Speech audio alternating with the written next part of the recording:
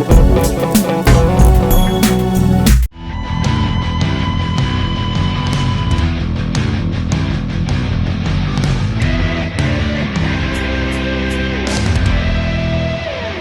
on RCTV, a new segment called Out of the Box and Head to Head. We've got two vehicles, two people to drive. We got our test driver Amy with the Twin Hammers, Kate with the Poison Spider Axial Wraith. We'll see these vehicles driven and tested. They'll give us their honest opinions of them, then they'll switch and we'll try them again. Inside the box includes a Spectrum 3-channel transmitter and a LiPo battery, and I'm going to take it out of the box and give it a try. Mine comes with a 2.4 gig 2-channel radio, but I had to buy a battery. Let's get this truck rolling.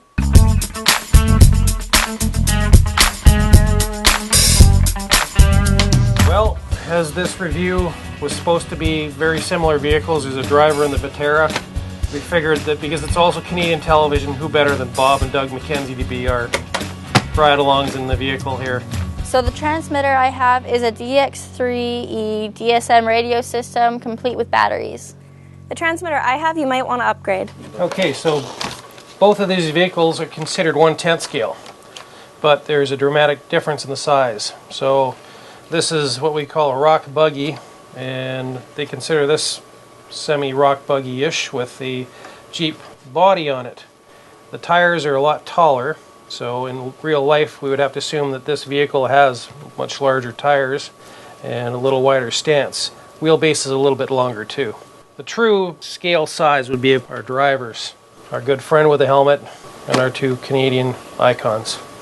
I like the paint scheme and the beadlock rims. I like the suspension. The Twin Hammers has an independent front end, cantilever style, underneath the body, oil-filled shocks, trailing solid axle on the back.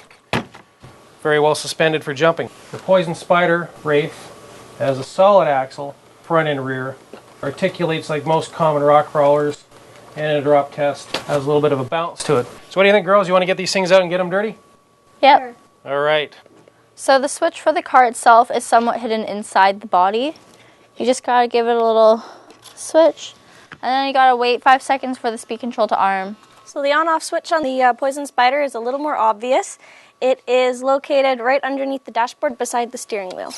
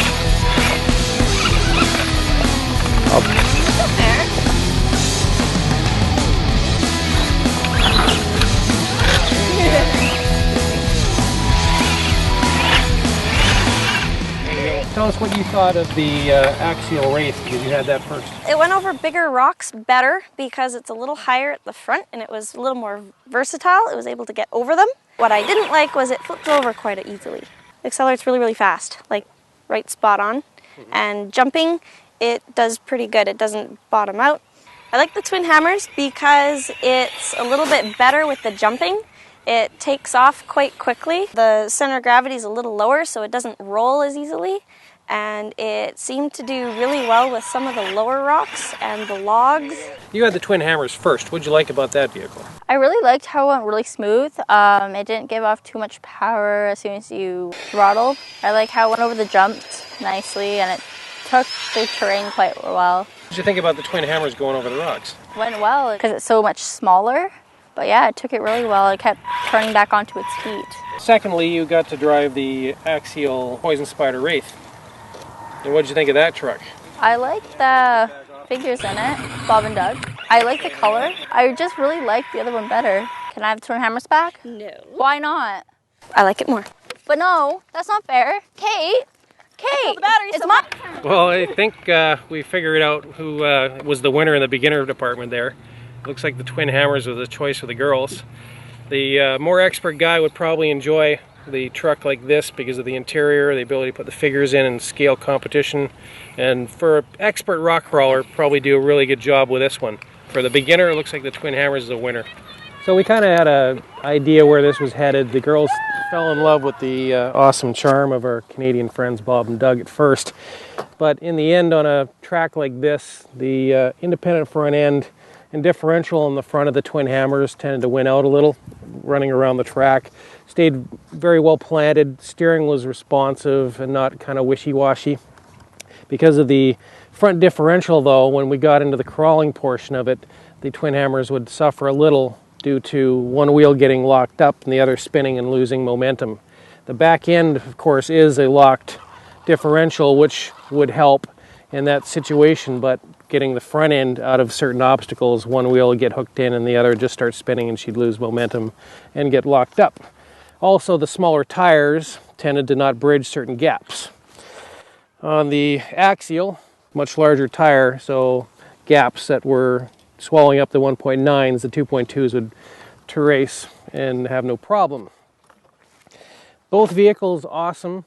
This one would excel with a little more horsepower and has a 2-speed transmission on board, so you could make this into a good rock crawler and all-around fun vehicle by adding the lock differential on the front end and putting some slightly larger tires.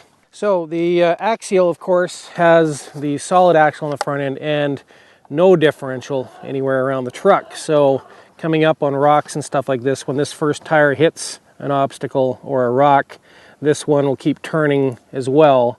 With the Axial, you probably have far more aftermarket part support because it literally has been based on the Wraith chassis out for over 2 years. Tons of accessories available for this. Everything in aluminum for the bottom end. Lots more bodies coming out, and of course, good seats to put your figures in, so you can get everything from our good friends here to The Walking Dead or any comic book character, anime stuff. It is just completely out there what you want to put into this. I've seen everything from wrestling figures to the weirdest toys coming from out of the country. In here we got just our little vacuum form guy. We'll see if anybody in the aftermarket decides to do something with this to give it a little more realism, but it still hits a pretty good scale look even from a distance. So from the standpoint of the real winner, the girls did favor this, but it depends on where you're really going to go with it. This vehicle can probably go a little further on the rocks. This can do it all with a little bit of work. A little bit cheaper out of the box, more stuff to get for this one, so make your decision as to what you can afford and where you want to go. Thanks. Does your weekend resemble this? Mommy told you to cut the grass. I am cutting the grass. Perhaps like this. What are you doing? I'm making a rock garden. I told you to rake the leaves. Dad, I need help with homework. I'm raking.